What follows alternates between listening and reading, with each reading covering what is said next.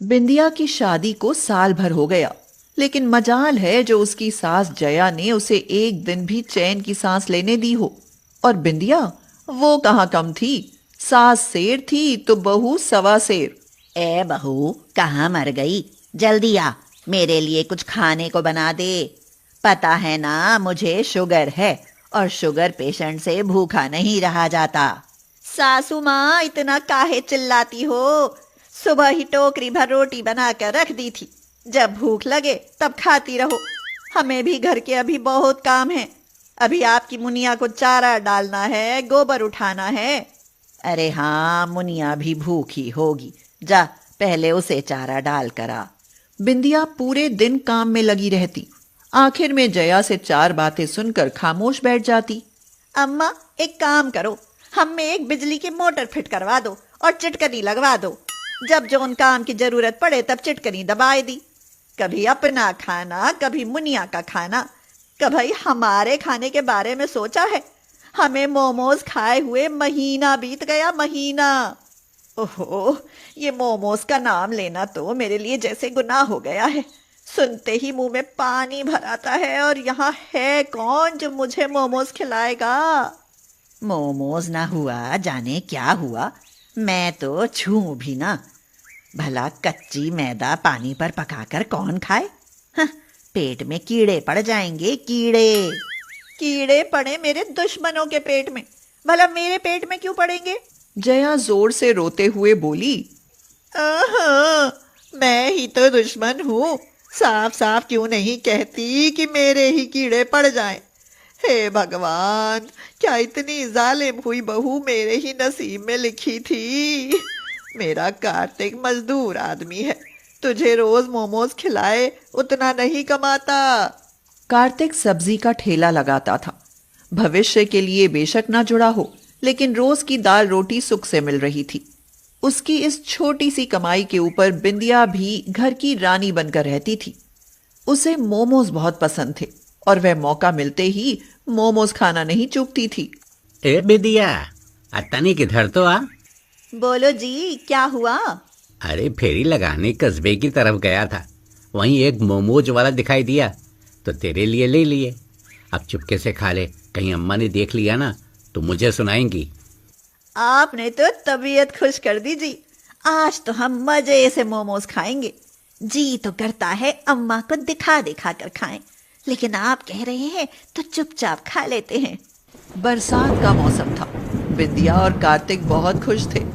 उनकी 3 साल की बेटी खुशी और वो आराम से सोए हुए थे, लेकिन कहीं से आधी रात सांप काल बनकर आया और कार्तिक को डस गया।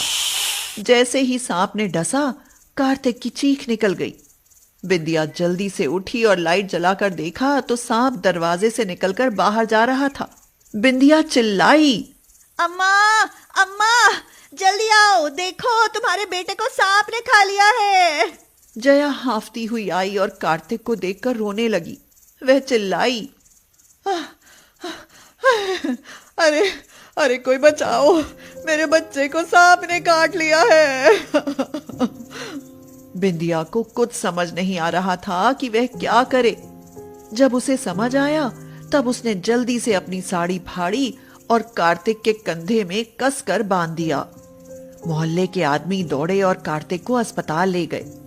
कार्तिक की जान तो बच गई, लेकिन उसके एक हाथ और पैर ने काम करना बंद कर दिया। बिंदिया, मैं तो अपाहिज हो गया रे।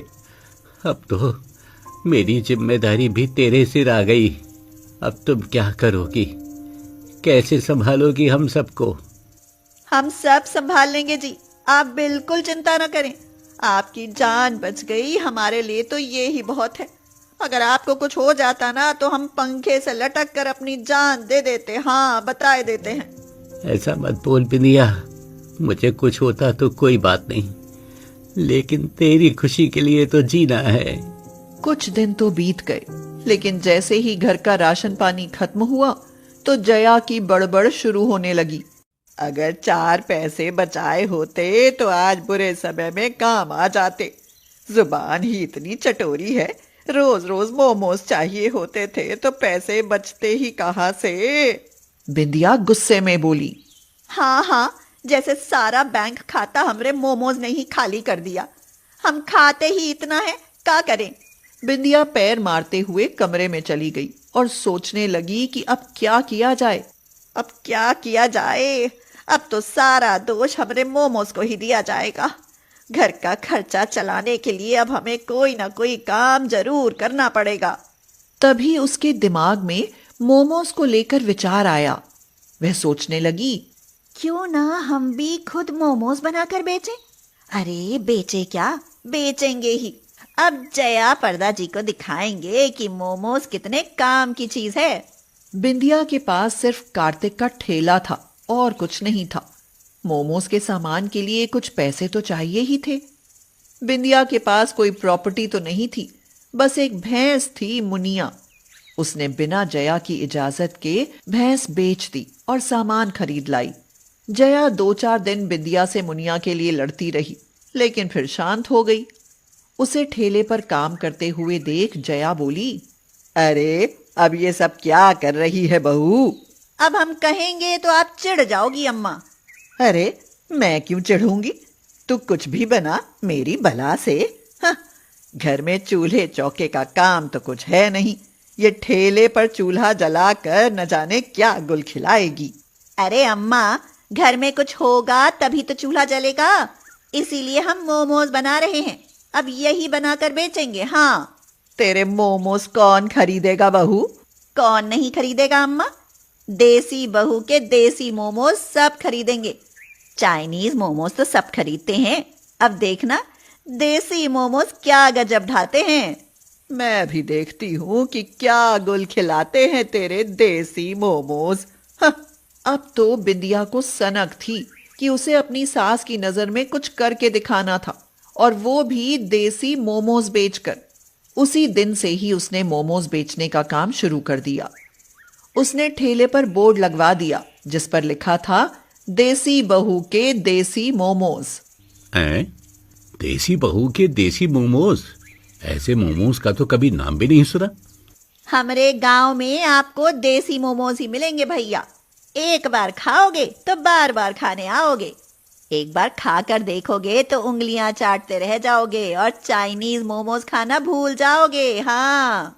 अरे कहने से क्या होता है, खाकर देखेंगे तो ही तो पता चलेगा। अब सारी बातें छोड़ो और देसी मोमोज की एक प्लेट लगा दो। ग्राहक को बिंदिया ने मोमोज दिए। उसने जब मोमोज खाए तो हैरान हो गया कि गांव में भी कोई इतने स्वादिष्ट मोमोज बना सकता है, और वो भी गांव की बहू। मान गए बहू, देसी बहू और देसी बहू के मोमोज बड़े ही गजब है। हम ना कहते थे भैया कि हमरे मोमोज हैं ही बड़े गजब। बिंदिया के देसी मोमोज गांव में खूब बिके। बिक्री से 4 पैसे आए तो घर में राशन भी समय से आने लगा। घर की स्थिति में सुधार आने लगा। 6 महीने बीत गए। देसी बहू के देसी मोमोज गांव भर में मशहूर हो गए। बिंदिया ने सोचा, गांव में तो सब जानते ही हैं, क्यों ना अपने देसी मोमोज कस्बे में जाकर बेचूं। उसके बाद बिंदिया वह कस्बे में बेचने लगी। वहां उसकी और ज्यादा बिक्री हुई। कहो अम्मा, हमने कर दिखाया या नहीं? आप ही चिढ़ती थी, हाय मोमोज हाय मोमोज। अगर हमारे पास मोमोज बेचने का जरिया ना होता तो हम तो भूखे ही मर जाते। मुझसे गलती हो गई बहू। मुझे तो लगा था कि ये सब बेकार है, लेकिन जिस काम से हमारे घर की रोजी रोटी चल रही है, भला मैं उस काम को बुरा कैसे कह सकती हूँ। और मुझे फक्र है तुझ पर। भगवान ऐसी बहू सबको दे। क्या क्या कहा अम्मा? जोर से कहना, हमने अभी सुना नहीं। चल हट, काम कर अपना। मैं जानती हूँ कि तू मेरी फिरकी ले रही है। कार्तिक सास बहू के प्यार को देखकर मंद मंद मुस्कुरा रहा था। बिंदिया कार्तिक को देखकर बोली, आप चिंता ना करो जी, मैं जल्दी ही आपको शहर ले जाकर आपका इलाज कराऊंगी। बस मेरे देसी मोमोज ऐसे ही बिकते रहें। कुछ समय बाद बिंदिया ने कार्तिक का इलाज अच्छे हॉस्पिटल में कराया और वो ठीक हो गया। फिर दोनों मिलकर देसी बहू के देसी मोमोज बेचने लगे।